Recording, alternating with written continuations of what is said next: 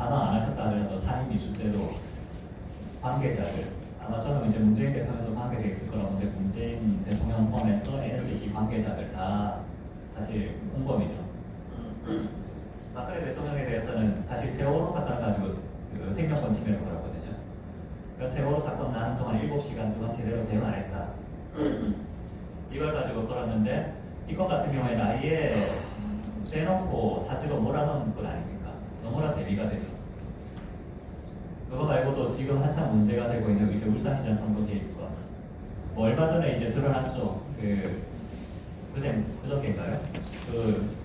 뭐 뉴스에 보니까 문재인 대통령이 이 송철호 시장 후보자 뭐 약간 그 내고를 해서 자리를 주고 경선에서 단독 경선으로 올라갈 수 있게 해줬다는 얘기가 있더라고요.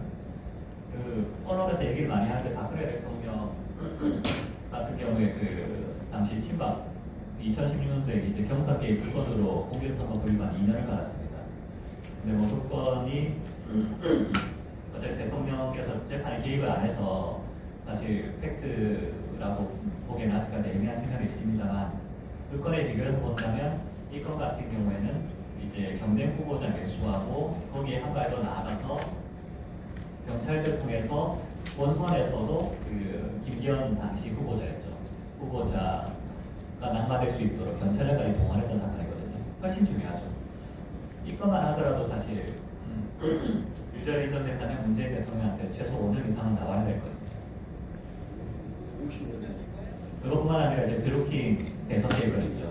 사실 드루킹 문재인 대통령이 대통령 되는데 이제 드루킹이 사실 결정적인 역할을 했습니다.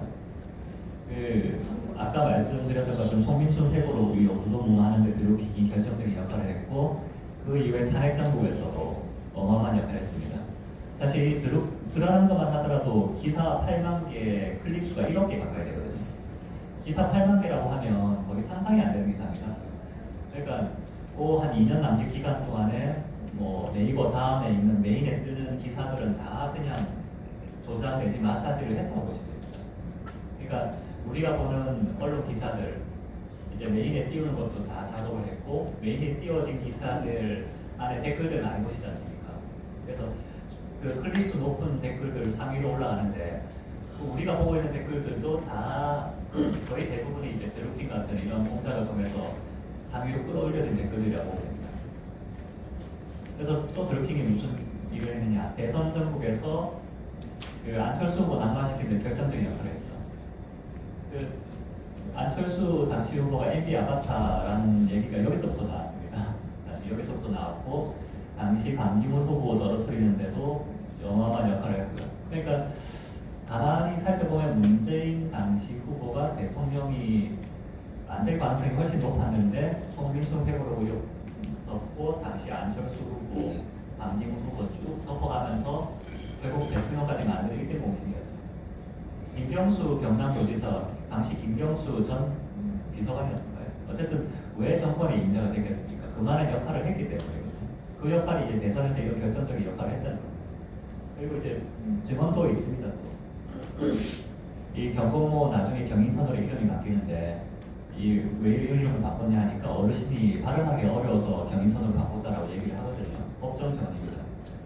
그 어르신이 누구냐라니까 이제 문재인 대통령이라는 얘기도 합니다. 이 드루킹하고 김정숙 여사 관계는 이미 언론에 많이 나셔서 아시겠죠.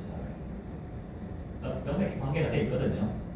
그러니까 이게 지금까지 모든 선거는 다 조작을 했던 겁니다. 대선도 조작을 했고 그 이후에 지방선거도 조작을 했죠. 그럼 이제 내년 총선에는 또 조작이 없을까요?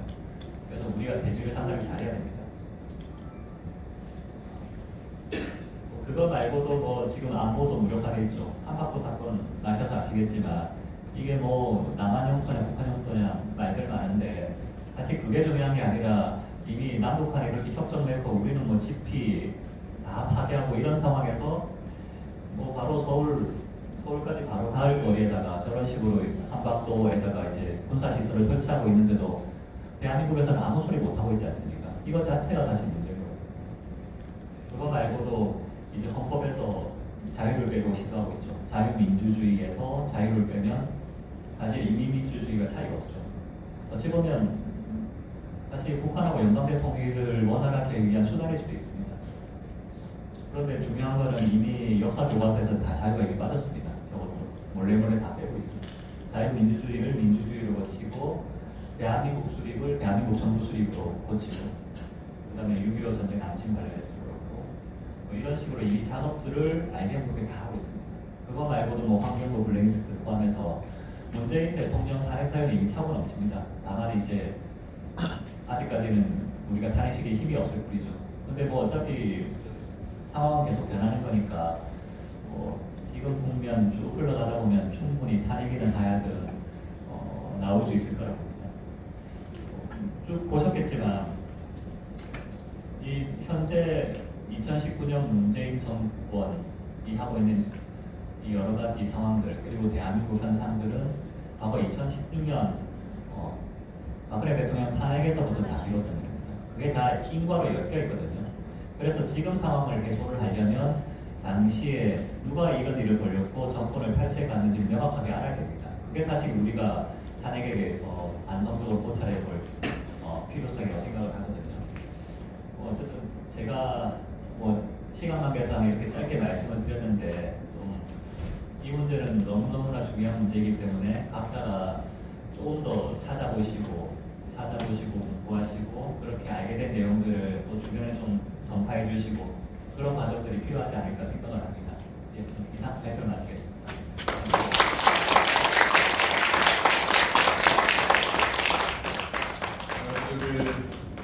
최명선 변호사님께서 정리를 너무 깔끔하게 너무 잘해주셔서 네. 다시 한번 큰 박수 부탁드리겠습니다.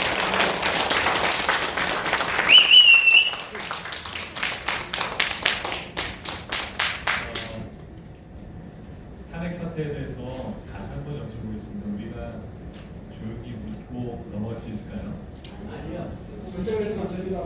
저희가 오늘 그 국회의원님들께 전달해드린 탄핵 질의서에도 적어드렸습니다.